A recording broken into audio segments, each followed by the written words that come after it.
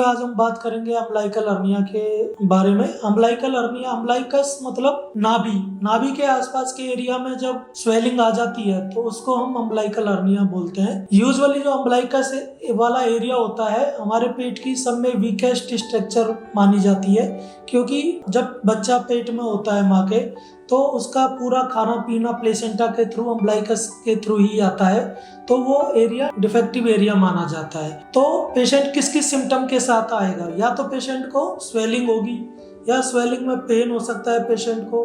कई बार जब उसमें जो डिफेक्ट है, हर्निया है, उसमें आंत का कोई पार्ट फंस जाता है तो पेशेंट को सीवियर पेन हो सकता है, पेशेंट का पेट फूल सकता है, वॉमिटिंग हो सकता है, पेशेंट गैस पास नहीं कर पाता है।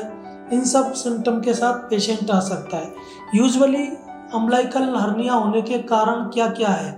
ऐसी कंडीशन जो हमारे पेट का प्रेशर बढ़ाती है, जैसे कि क्रॉनिक कॉन्स्टिपेशन अगर किसी पेशेंट को है, लंबे समय से अगर पेशेंट को खांसी चलती है, यूरिन पास करते समय अगर पेशेंट को ज़्यादा जोर लगाना पड़ रहा है, या फिर रिपीटेड सर्जरी के कारण या फिर रिपीटेड प्रेगनेंसी के कारण पेट की स्ट्रेचिंग ज़्यादा हो जाती है, तो उसके कारण भी हर्निया होने के चांस हो सकते हैं। या कोई पेशेंट ज़्यादा हैवी विगरस एक्सरसाइज करता है तो भी पेट का प्रेशर बढ़ता है और हर्निया बन सकता है। पेशेंट इसका कैसे डायग्नोसिस करते हैं? यूजुअली जो अम्बिलिकल हर्निया होता है उसका डायग्नोसिस क्लिनिकली होता है। क्लिनिकली पता चल जाता है कि स्वेलिंग है, उसको कंफर्म करने के लिए हम अल्ट्रासाउंड या सीटी स्कैन की मदद से कर सकते हैं। जब अम्बिलिकल हर्निया हो जाता है तो उसका ट्रीटमेंट क्या होता है? अम्बिलिकल हर्निया का ट्रीटमेंट केवल और केवल सर्जरी होती है। ऐसी कोई सी भी मेडिसिन नहीं है जो आपकी अम्बिलिकल हर्निया को मेडिसिन के द्वारा सही किया जा सके।